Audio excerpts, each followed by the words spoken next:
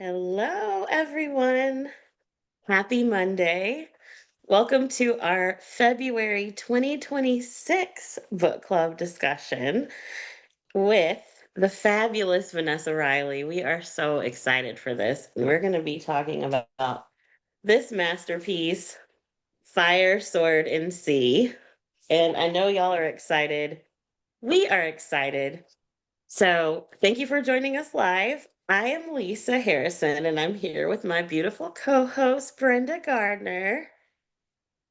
Hello. Great to be here tonight and so excited. Sorry, frog in my throat. So excited to talk about Fire, Sword, and Sea. I don't even know where to start. Well, we can start by announcing our amazing special guest so we can jump right in. We have a lot to talk about.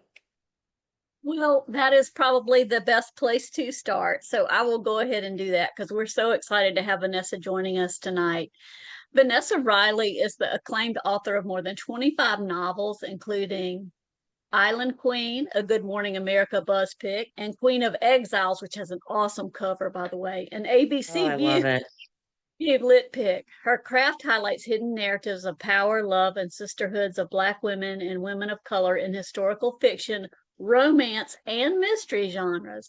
She was honored as the 2024 Georgia Mystery Detective Author of the Year for Murder in Drury Lane and the 2023 Georgia Literary Fiction Author of the Year for Sister, Mother, Warrior.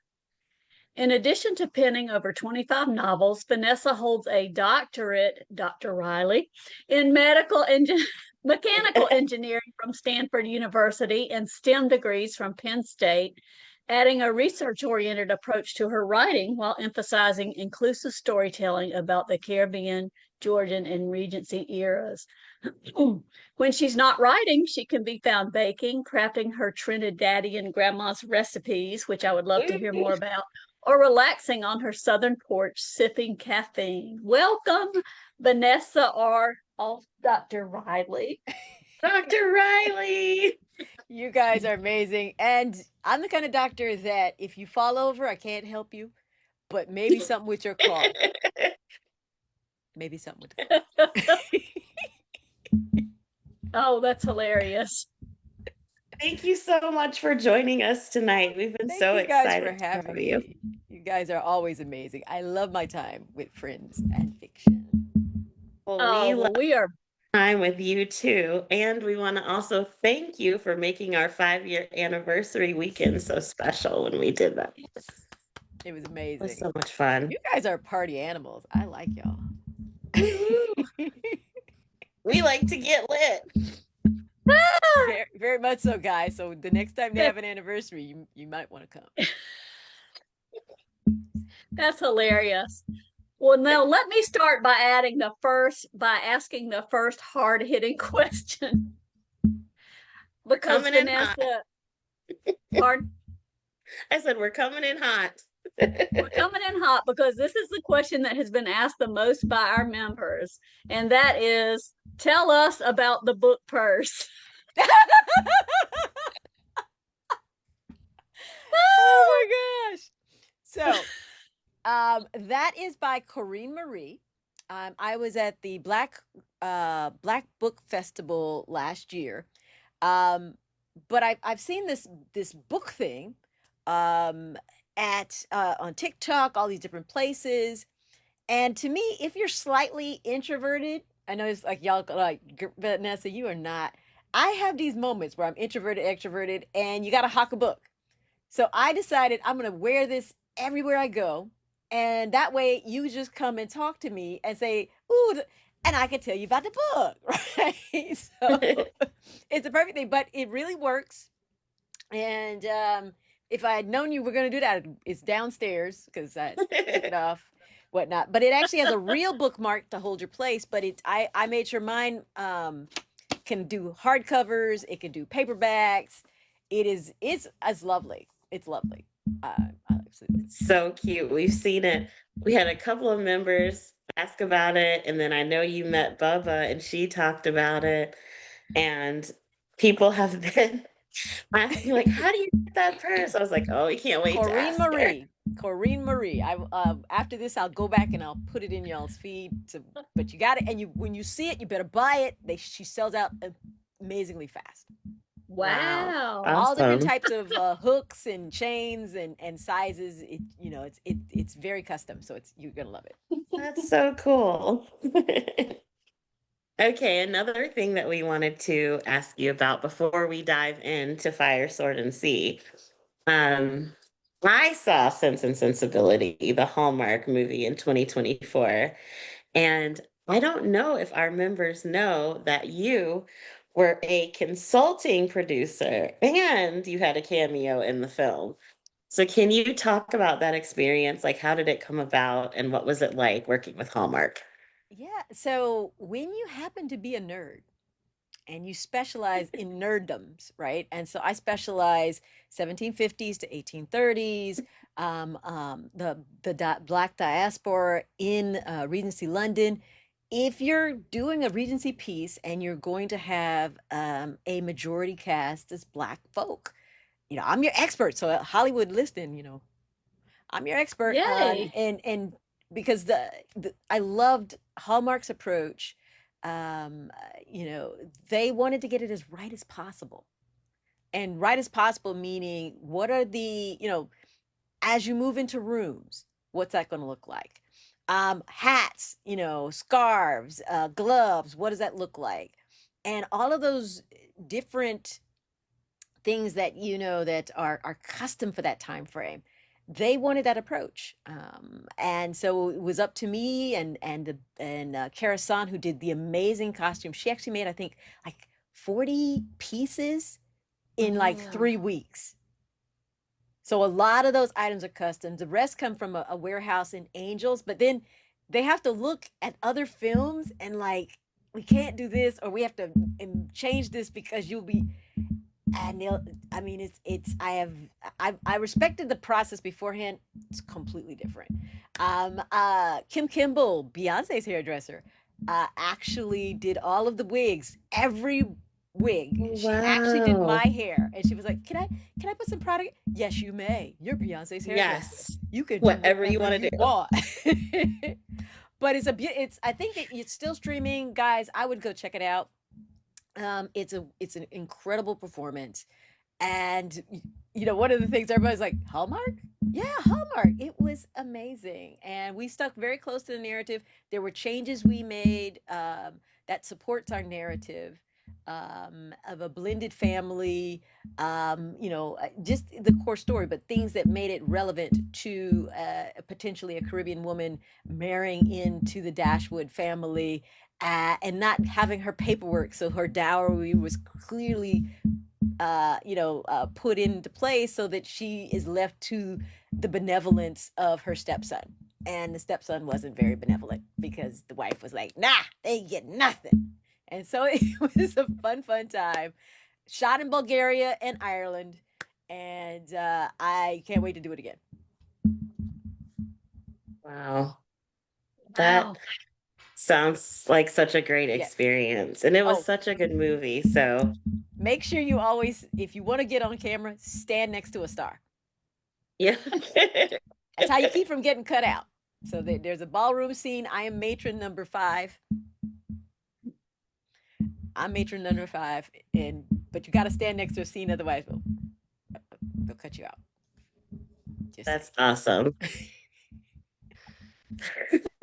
Well, if Wow. you guys haven't seen it, make sure you go to Hallmark, or I guess Hallmark Plus, you can probably watch it Mhm. or look out for it. It's so good. Thank you. So, yeah. Well, moving on to Fire, Sword, and Sea, although I love that Hallmark was very intentional about getting the details right. So that's awesome. But moving on to Fire, Sword, and Sea, and book club members, as we begin, please be sure to put any additional questions in the chat. As always, we're spoiler free until 6 minutes from now, 7:15. But that leaves Vanessa lots of time to dig into the sweeping saga set in 1670s to 1690s. Caribbean. So, for those who were just watching the beginning, Vanessa, could you give us a brief summary of the book? Okay, so a brief summary of the Yep. book is you are going to be taken on a journey. You are going to be Jacote de la Haye. She begins the world at, Jacote. well, once again, y'all know, don't trust any pronunciation that comes out my lips. I am Southern and Trinidadian, and it shows, okay? So, um, Robin Miles has Delahi. I remember that part. Delahi is Jacote Delahi. She schooled me on. I think that's right. But the if you get a chance, the audio, do an immersive read. The way she does the accents, the nuances in characterization, it's a performance, guys. It's absolutely lovely. But Jacote, she begins the world, or you meet her as the tavern's daughter. So we've got a kind of a middle class kind of thing going on. Her father makes a lot of money because the pirates come to his bar, and she is serving them soup, and she's listening to the stories that they're telling. And so when she realizes in this world, in the 1600s, that women only have two roles, you're either a wife or a wench, or as a friend said, a hoe or a housewife. I like the Um, Southern winch, you heard like it, me. see? You see? Um, she wanted more. And she didn't want to take no for an answer, although lots of no's were placed in her path. So you're going to see her rise from being a tavern's daughter. How does she get there to becoming not only a pirate, but a pirate captain, leading an integrated crew of men and women to be pirates in the Caribbean? Nice. I just love that. Oh, so awesome.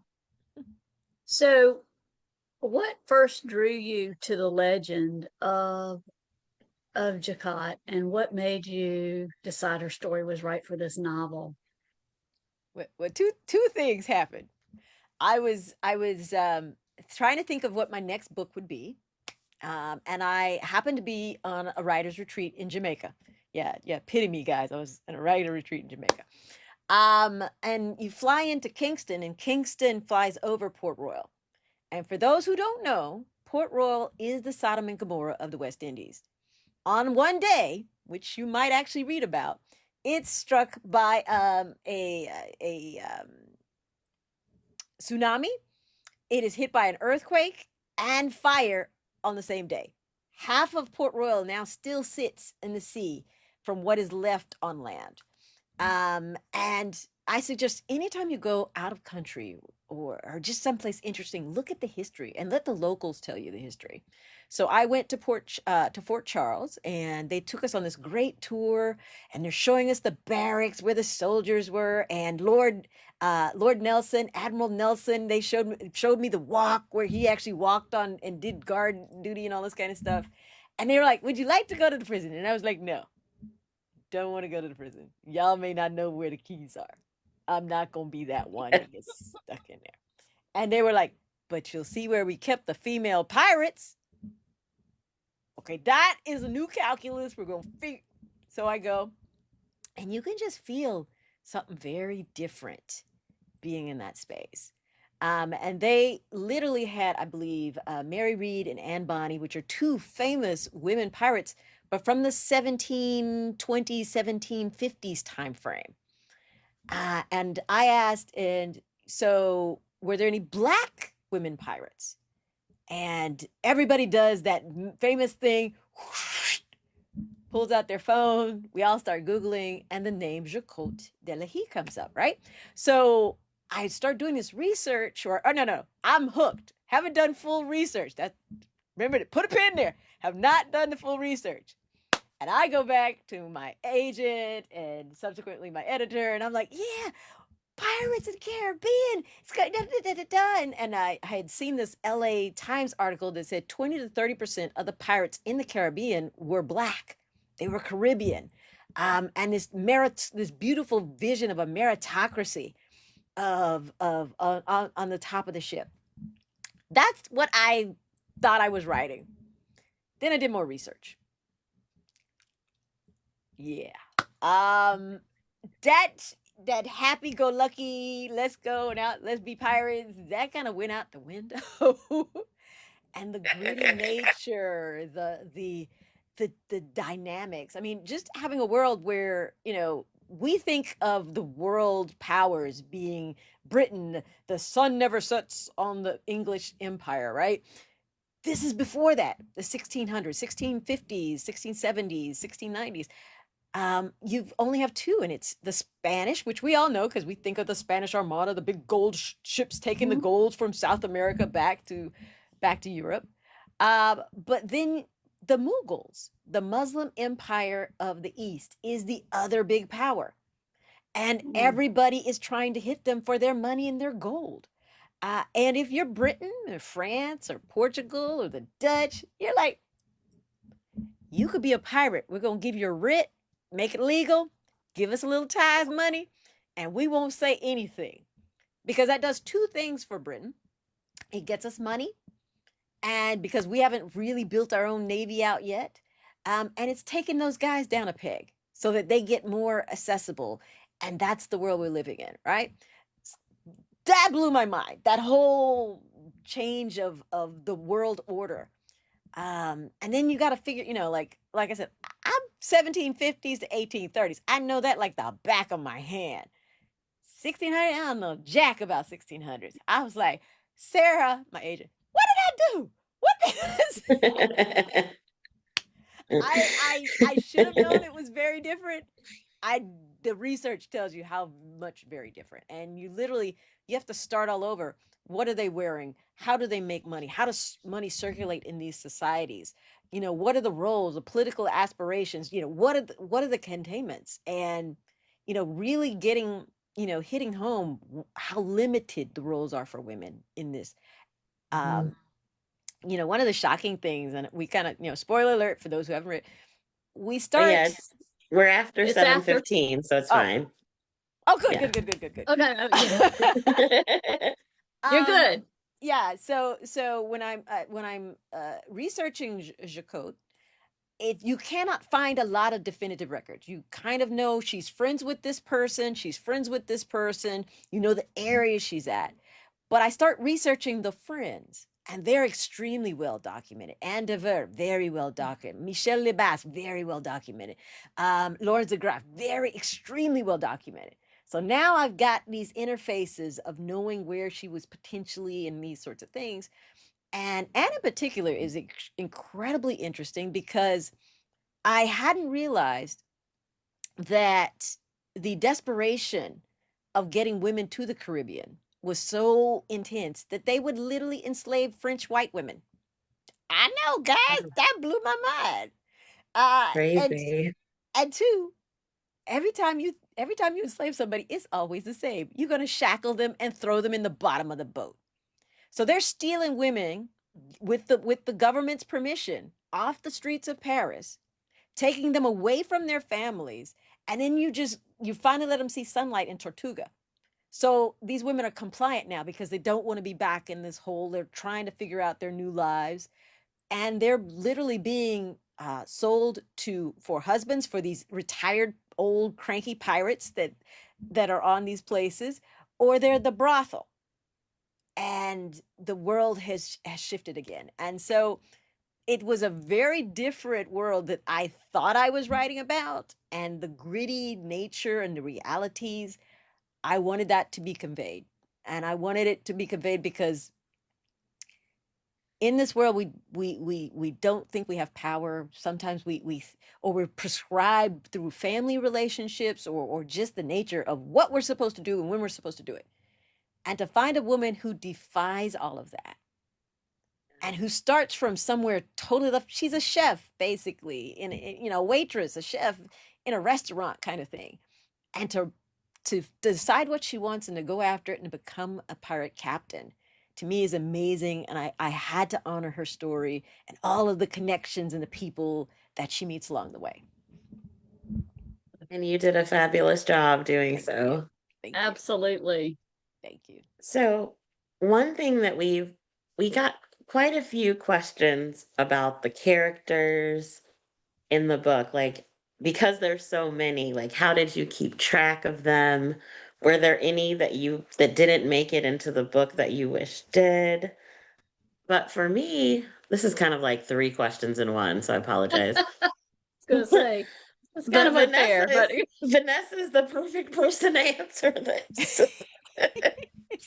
Um, did that change your writing process at all? Because there were so many characters. Did you have to do anything differently Mhm. than your normal writing process? No, because I'm pretty chaotic in all of these books and all of my books. And you see, yeah, y'all have taught me. My readers have taught me. That's why if every book going forward, there's always a character list, I I noticed. mean, right? There's I always a do character have list, and there's always if they have another name, right? I'm gonna do that for y'all because y'all have taught me, and We appreciate that. y'all have written notes and said, "Why didn't you?" And so it's like I wasn't thinking. I didn't know. But the thing was, there are so many people that she met along the way, and there are some people I amalgamated to create them from the research that I done. I'm a very big like reading some of the letters of that day, even ones from pirates, changed my perspective on how things should appear and relationships and these sorts of things. And I wanted to, as a historical fiction writer, it for me, and this is the Vanessa view, I'm bringing these people back to you. I got to honor them where I find them. I have to show you their lives with integrity. I need for because people don't make. I mean, no, some people make chaotic, crazy decisions, but for the most part, there's a reason, a basis why we do what we do, and I need to honor that where I find them. And so with these characters, it's more so what do I need for them to represent that's true to their journey, but also meaningful to the story.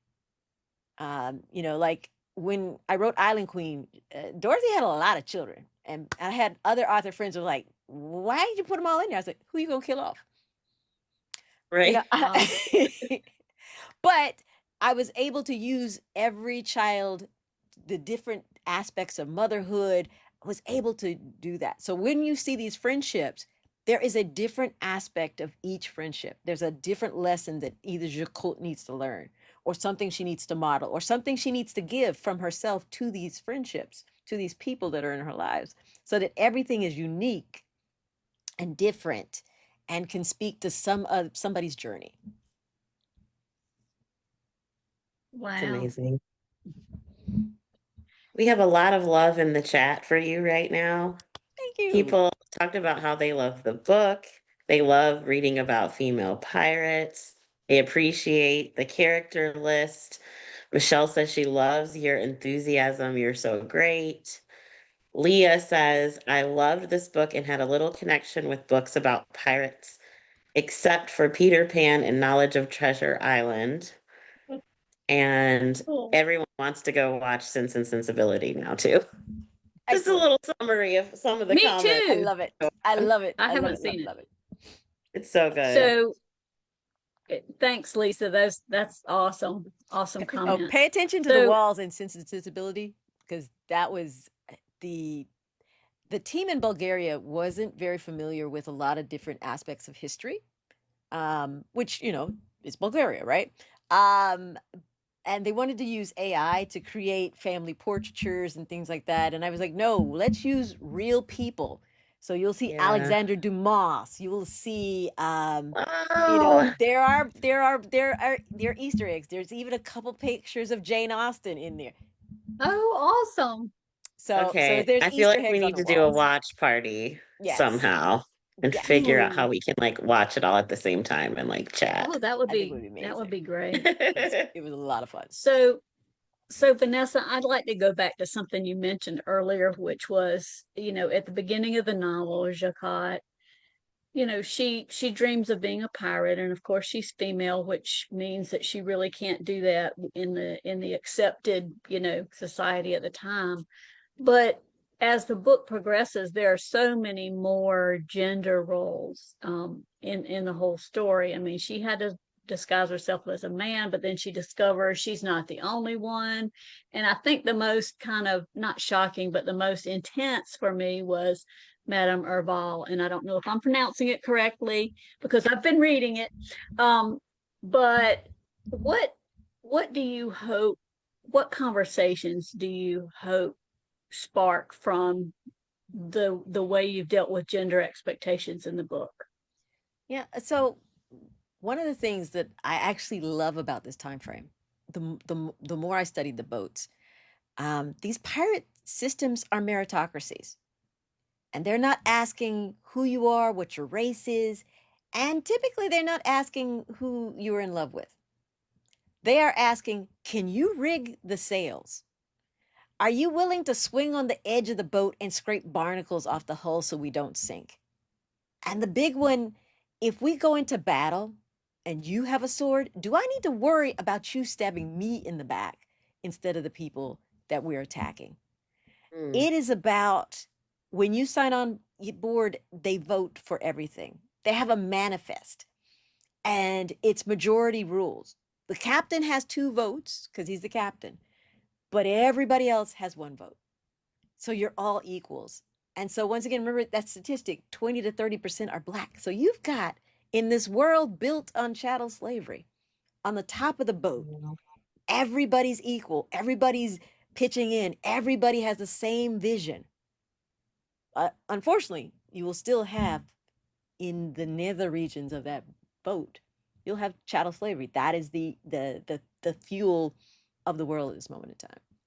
So it's a fascinating discovery. But I like that top of the boat thing because I think everybody needs to see themselves in history. So many times, Yeah. woman, whatever, your perspective, you don't see yourself. You see these Yeah. very sanitized versions. Mhm. And it makes one feel very limited, or like if I wasn't built on greatness, I can't achieve greatness. And so finding Jacquot, and one of the reasons I let you see her in the beginning, not being able to play it very well, being very emotional. She's good with that knife in the kitchen with some fish, but right? And you see her build her skill set, and you see her friends pouring into her so that she gets sharper when she needs a plan, and she learns to trust people when she's on that boat and she doesn't know how to do something, and she's okay with her weakness, but she had to grow into that. And so that's pieces of these journeys. um Women's leadership, I think, is different. I think we are a much more communal based leadership, and to have this very vigorous tome of battles and excitement and war, and it's led by women, I think was a very special moment, and I wanted to make sure that was captured and embodied in the story. Ugh, I swear, I feel like we could do like an author series with you just about this book because I there's know, so because many I things feel we like could discuss. we're already a half hour in, and there's just a gazillion other questions I I want to know. ask. Mhm. But um, we do actually have a book club member who's going to pop on and ask you a question. Woo. So let's see, and welcome Edie to ask her Yay. question. Hey, Hi. Edie. Hey, Edie.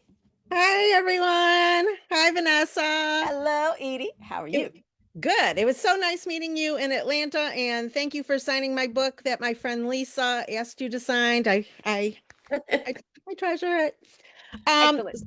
so my question is, I'm very impressed by all the research that you do because I'm a fellow nerd and I love research. So, yay, nerd. Nerds unite. Nerds unite. So Hoorah. my question is, when you're doing this research and you're learning about these people, do you see them first or do you hear their voices first? I hear their voices first. Interesting. Wow. Read the voices first. Yeah, so it's the voices, the mindset that comes first. So you're doing this research, and you in my head, I don't know where it's going to fall out. So I'm reading Henry Avery's letters. Henry Avery is one of the famous pirates. He actually battled the Mughals. He is one of the few that escaped with his life and the money. And I'm reading his apology letter to Britain because he stole their frigate to do all this, right?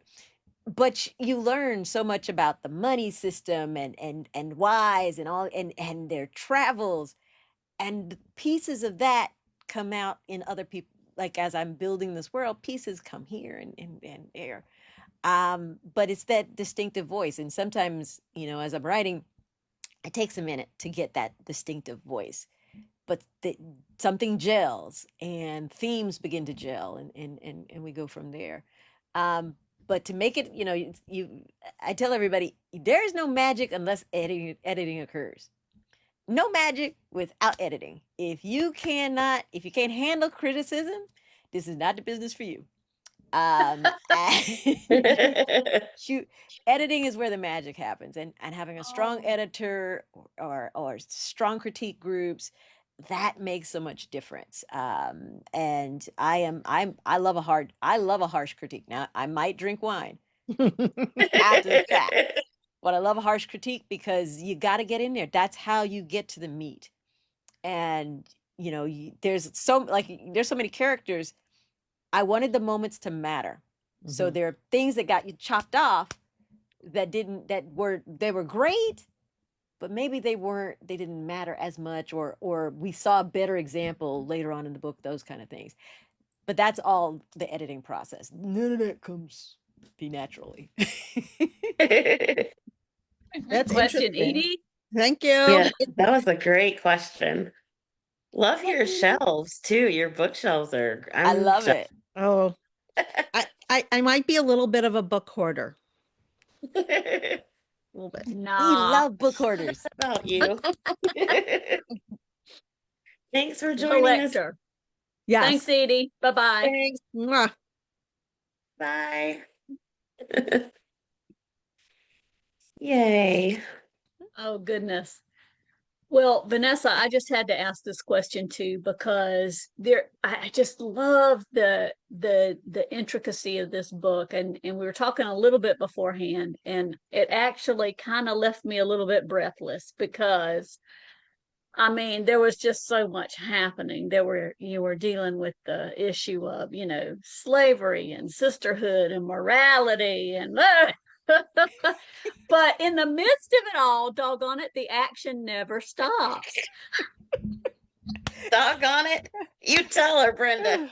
No. And I'm like, how could those scenes must have been excruciating to write. So tell us a little bit about everything from the fight scenes to the tsunami. Like that was it for me. I was like, darn it, now there's a tsunami.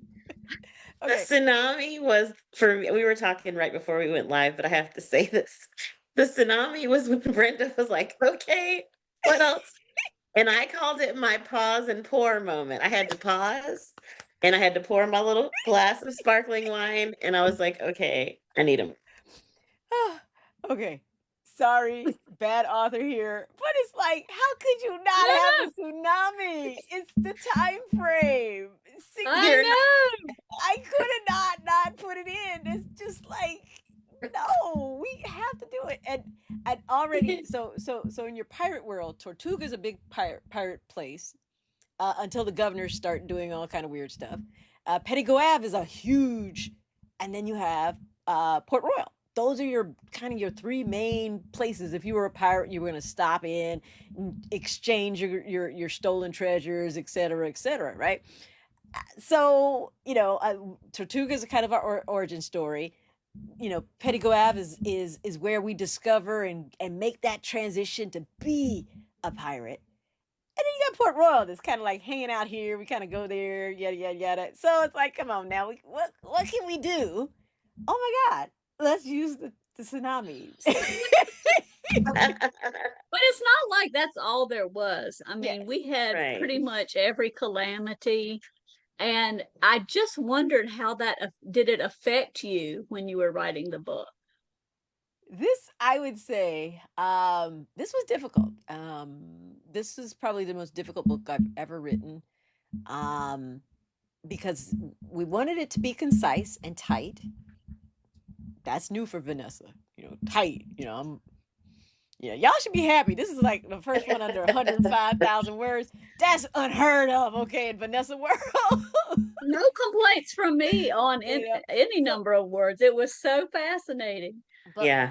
but it makes you tight, right? So it makes very tight writing. It also shortens the breath moments because like typically, you something crazy happens and you've got to process and you have that.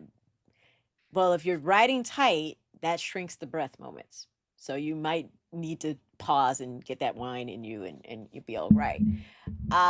It does explain me being Pause and breathless. pour. Yeah. Okay. But at the same time, there's knowing how long I was spending. Well, two things. As a historical fiction writer, you get to choose the point of entry and the point of exit in this story. Even though I know Cradle to Grave, I do not necessarily showcase Cradle to Grave. I want you to be left on a power moment because too many people look at the devastation and the horrors and the misery of history as opposed to the exploration, the joy moments, the victory moments. And it may not be the victory you thought you wanted at the beginning, but there is a moment. And so I'm very intentional on that. And I knew my endpoint. And then you have Port Royal that's like right real close to that moment. So it had to be in there. But making sure it's part of that narrative. So we visited Port Royal a few times so that you knew what was there before the tsunami hits. So you kind of get that picture before, picture after. So it is kind of tightly planning. This book took me 2 years to do. You know, that's a long time in Vanessa world to stay on one book. Just but it was extremely intentional and I love the reactions people are having. I'm loving it that it's meeting people everywhere on their journey. And that's also rare for historicals because sometimes you get an affinity for a type of person or they may look like you. This is a book that has everybody in it. Everybody. Yeah. So there's something to root for. There's somebody to hate. There's somebody to slap silly and say, "What are you doing?" You got all of that in this. All of it. So good. Okay, we have an advanced question from Maria, and she says in chapter 34, Jacques sings Mama's song, Maman's song. Mhm. Why did you decide not to translate it into English? And can you tell us what the words are? Okay. Now the question is, did it get translated at some other point, or did that something that get cut? I'm not sure. I Yeah. listened to the audio and Uh-huh. it wasn't in English. Then it was that got dropped. Oh, Oh, I told you it's cutting. yeah. But it is an actual hymn, and from the actual hymn, I will read you what it translates to. Sounded beautiful. And when I saw the question from Maria, I'm like, oh, this is so good because I couldn't remember. She's very detailed, which I love her I notes. I So I met with Robin Miles through Zoom, and Robin, I sent her this dissertation where I discovered it. She actually conferred with other professors and whatnot to get the pronunciation right. It was amazing, but it translates to, "This is a holy sacrifice, Lord, accept it. Mother of a holy sacrifice, Lord, accept it. Us, we have nothing to offer except that. Lord, forgive us of all our sins. Lord, forgive us of all our sins. That is the sacrifice we have given today." So if you go back and you think about the places that I dropped this in, there's some key moments, and Bahati also knows this song. This is the wow. sacrifice. Lord, forgive us of our sins. Is what I was thinking. And that is a moment that carried through. I'm not sure why I dropped, but I cut something. So I must have cut the point of translation, or it didn't make sense to translate it. Because sometimes it's like, it's two things. Would the characters naturally translate it? And there wasn't a clean way to put it in the narrative, because she doesn't know. She knows it's a mom's song. She doesn't actually know what it means, kind of thing. And so there was never, I think that's why I got cut. It was never a convenient or clean way to insert it into the narrative, so it just flows. But that is what it means. That's what it means. Wow, that's beautiful. And I'm like sitting here thinking like, okay, that really makes That makes, it yeah. makes a lot of sense. Mm-hmm. So right now I in the peeked. chat. Hold on. Oh, go I ahead. I'm peeked. sorry. I peeked. She also had another question about a Shakespeare, because I'm a Shakespeare nut, right? Yes. Oh yeah. So that is Venus and Adonis. All right. Ah, And it's Shakespeare at the very beginning of his career. He's actually a poet before he moves into plays, and so yeah. it's his take on Ovid's Metamorphosis. But in his version, Venus doesn't want Adonis, or Adonis doesn't want Venus, or something like this, and they're going off and hunting instead of getting with the enjoying this relationship with Venus. I think Adonis wants to go hunting. So think about that as a metaphor to the story. Love it. Yeah, I girl, can also get love deep over here. Shakespeare. Yeah, we can get deep. I have to share this because in the chat, um, we are talking, or ladies or book club members are discussing how this would be an amazing movie, and we already have one person. I think it might have been my mom. Mama Joyce said Kerry Washington should be in the lead. She's throwing out names. So The since it's a campaign. topic of discussion in the chat, um, do you have a dream cast if this were to become a movie? um, I have, but I don't know if they're the right ages anymore, right? So I want Anne Hathaway to be Anne, because to me it seems like she crazy like that, and it would be just amazing. She would be great. She would be great, right? I want Tiana Taylor in there somewhere, I right? love Tiana Taylor. Yeah, I don't know which part, but she's there somewhere. I could Uh, totally see her being a pirate. yeah. Her Met Gala outfit last year was like so Oh my pirate gosh. inspired. I was like, I'm so glad she's finally having her like I have had she's been my girl crush for years and years since I saw her in a music video because mhm. she's such a great dancer. People don't even know that about her. She's like one of the best dancers ever. Yeah, she's a dancer, she's a singer, she's an actress, She does it all. it's amazing. But there's I think this could, like, if you do it, you could have everybody be a pirate, right? It could be like one Yeah. of those movies where you have the old pirates could be like old stars. Yes. Could have everyone at the same time. Yeah, Lazelle got to be drop Well, dead gorgeous, okay? Like gorgeous to Yeah. everybody, right? Lazelle got to Yeah. be just. That's so uh, funny. I can see it. Mhm. I know. I went a little off the cuff. I was like, this is what's happening in Oh, the that's chat right okay. now. I almost hate to go back to kind of a like a heavy note, but I just can't not ask this question. Lisa knows I've been like holding it in. Oh, come on. You've done good thus far. I'm very proud of you, PB.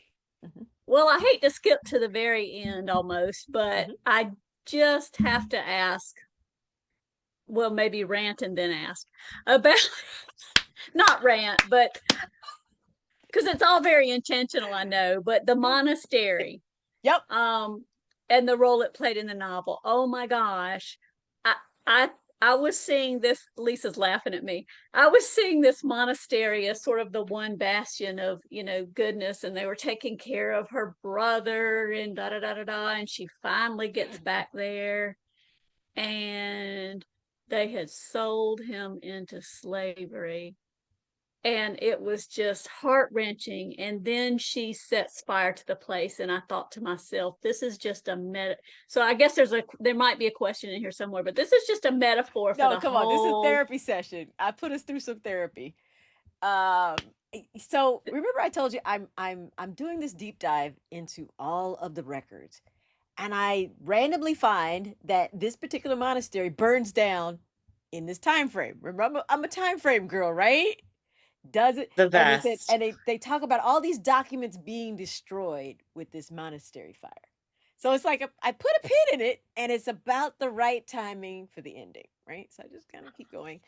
But at the same time, this is a transfer between the Capuchins and the Franciscans, and I forget which one, but one of them is very pro-slavery, and they are having, they have a lot of enslaved people working for them at this particular time frame, and it was something that I couldn't. It was disturbing. Whatever I read, I remember it was very disturbing. Her brother, for the record, he disappears from the narrative. We know what about when he was born.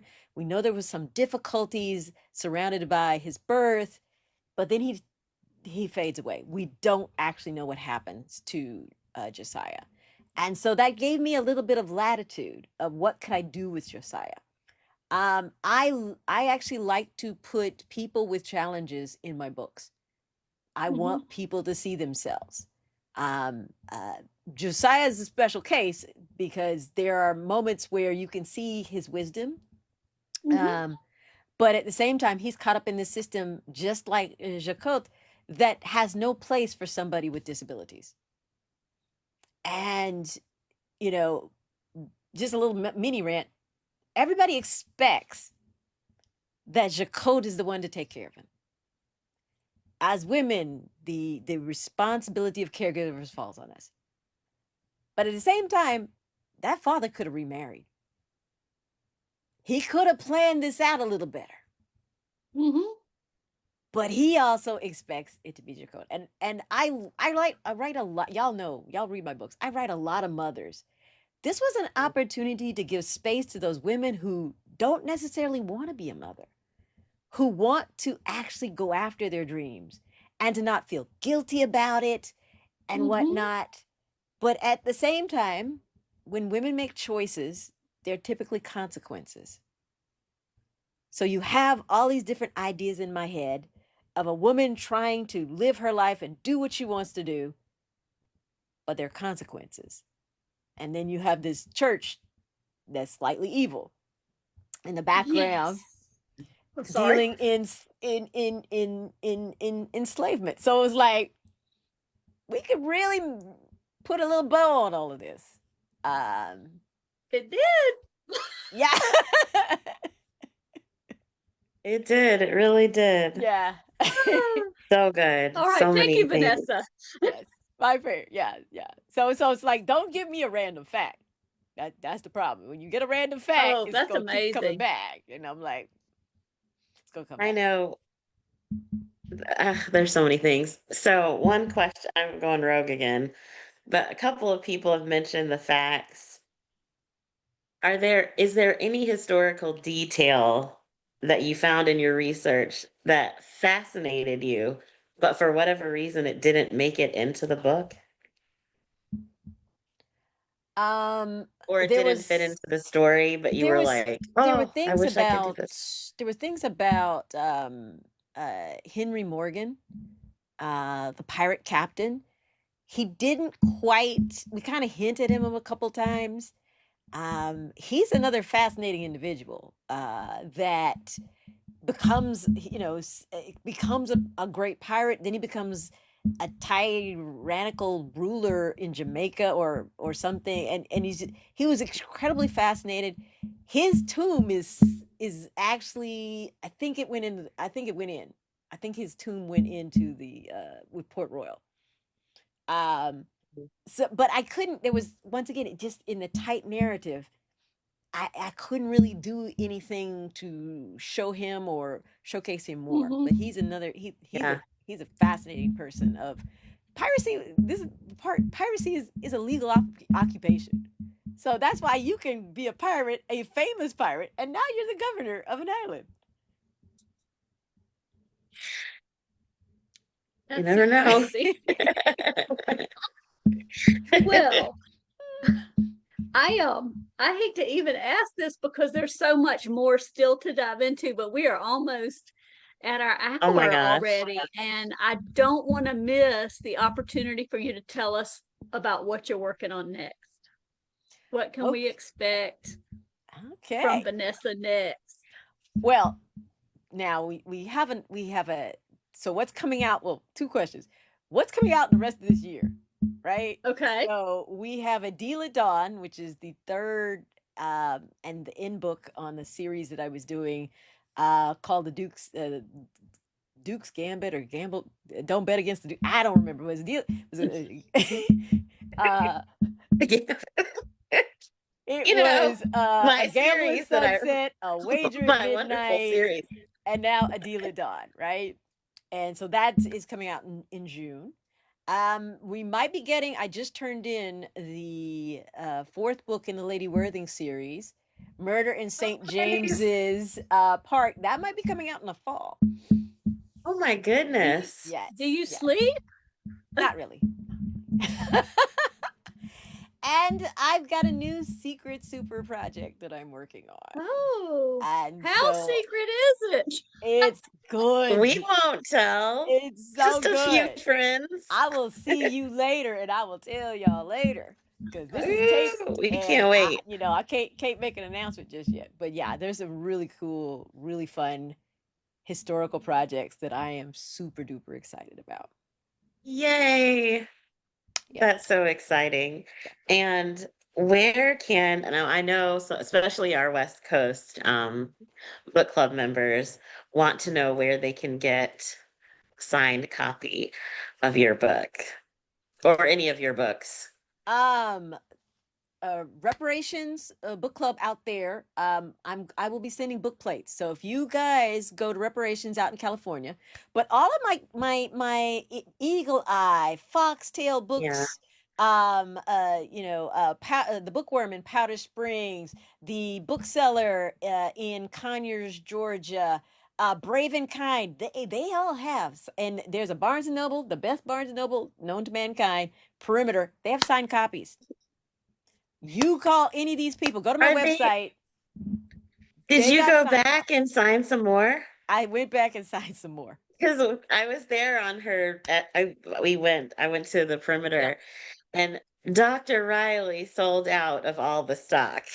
Yes. Sold out. It was a beautiful thing. And y'all don't know how this warms my heart. Every time I go to a city and I'm meeting with folks, I will tell you guys that I will be in Baltimore next month at the Baltimore Library and Mahogany Books Ooh. in March. In April, I'll be in Detroit. So make sure you sign up to my website. Y'all will know all these fun things. And there's a huge thing happening in March with Sadika Johnson, Rashonda Tate Billingsley, Tanya Sam's Book Time Club. It's going to be like she's calling it the Herstory Salon. It's going to be amazing, Ooh. amazing, amazing fun. Tanya Times Book Club. I'll be posting more things Yay. this week. But yeah, we've got, and there's some big things. And Get your there's a certain Vanessa Riley book signed. yes, and sign up on her Yes, website yes, and follow Vanessa on Instagram because yes. I love following you on Instagram. You have like you're funny and you find out all the things, but your love for baking and your recipes and you share like pop culture things as well. I'm like, what's Vanessa talking about today? And there's a Oh, big it's been thing BAFTA, in May BAFTA, BAFTA. coming up. It's There's a been big BAFTA, thing BAFTA, in BAFTA May. all day. Your Crazy. Well, May event. Oh, that's right. Yes. Uh, what Black Romance Book Fest, right? Yep. Okay. BRBF. Thank you. BRBF? Yes. Yes. Yeah, don't nobody do initials at this time of night. Don't I try. know. I was like, I think that's But yeah, so All there's right. going to be plenty of opportunities this year. Please, I want to meet you. Sign up for my newsletter. And I love you guys. So yeah, come get some signed copies. And that's in Yay. May? Yeah, What's in May. May? The romance? The Okay. romance one Yeah. is in May. Well, I'm going to do my promo now for Vanessa. Please go to Vanessa's website because there are some really interesting moral dilemma questions on her website for this book that you can use in discussing Yes. with your book club or other people. I thought those were very interesting. And she has some recipes in there that are Some pirate great related. recipes. So you can have a Yeah. full pirate party. Yep. And there's And a if book you club guys kit. put your stuff in my contact, if things can work out, I might show up in a Zoom. You never know. Yay. But friends in fiction have me first. Just saying. Of course. All right. Oh my my goodness. Went by way too fast. We still I have know. We have another page of questions, but we will have to wait. Love you So guys. we'll Love just you have guys. to kidnap you and Yes. You're do pirate something women again. now. So that's expected. Oh, you guys are amazing. I love y'all so much. And thank you for supporting this book. And please get your book clubs to read Fire, Sword, and Sea. Yes. Yes. Here, let me pull it down so we can have it all together. Yes, Definitely someone take read this this picture book. and snap it and show it. Somebody take the picture. We'll send it to you. Thank you. Love We it. will send you it. Thank you so much All right. All right, for guys. joining us. Thank you so much, Vanessa. Bye. Bye-bye. Bye. Ah, isn't she the best? She is, and I'm so in awe of her ability to do that extensive research and then to just turn it into this amazing story that teaches us so much. I mean, that's the thing. I feel like I learned more in this book than so much time in history class or whatever. She But can do the timeline. She can jump genre to genre. Like she has great mystery books. She has great romance, historical mystery. There's a couple of things I wanted to share that I didn't get to while she was there. yeah. Yeah, But go ahead and she share sent that. this box. Well, I held up the poster. She sent this box from VanessaRiley.com. And there were these cool little character cards in there. I don't know if you guys can see the We different can. characters, which I thought was very cool. And then on the back side of the cards, they all look like they're all the same. It's the Queen of Hearts. And had some little cute pirate coins. But one of my favorite things is this beautiful sword bookmark. That is amazing. I know she was so detail oriented with everything. And there were some other things in there, as well as a letter that was wax sealed. And it had different characteristics for the characters. It's just so, Ooh. her research was just so good. She's Are you going to give us amazing. an example and let us guess? Ooh, I could do that. I absolutely could from this card. Let's see. So one of the characters, let's see if you get this one. Their description is master survivalist. Who would you think that is? Let us know in the chat.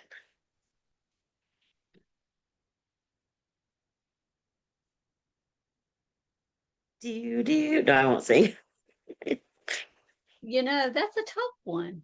I'm going to delay so that people have a chance to answer because frankly, so many of them are survivalists. I mean, that time period, Mm-hmm. um Well, was people so are I thought So gruesome in so many ways, but I would say Jacquot was and you're right. oh really? Okay. Yep. Yay. I was talking myself out of the obvious not the obvious, but the main answer that I thought it would be. Yeah. So shame on me.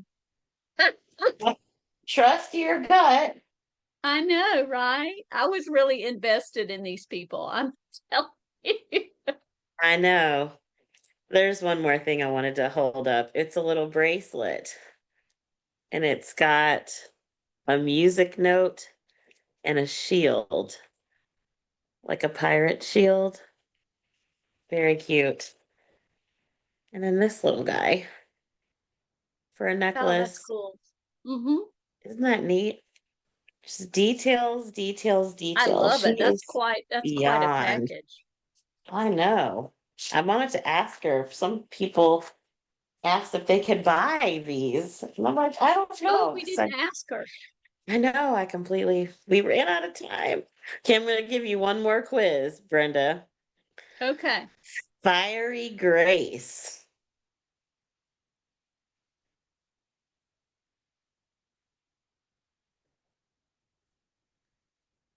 I'm gonna say Bahati. Nope. No. That was a good Help me. guess. Help me, readers. Maria, I think Maria's guess was before I said this one because we have a delay. I think she was Excuse me. asking for the other. Fiery Grace Okay, I'm is, gonna next. Oh, I was going to and show you, Celia Chalanga. Chalango. Yes. All right, let's see. This will be the last one. Fearless Heart.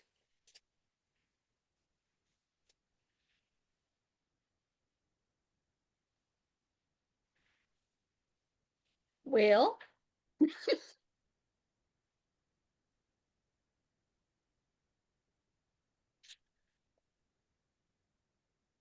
okay, I'm gonna just guess. Captain Lebasque. Man, I should have known that because Anne, yes, yes, They're very cool. The little cards. I'm just gonna, yeah. yeah.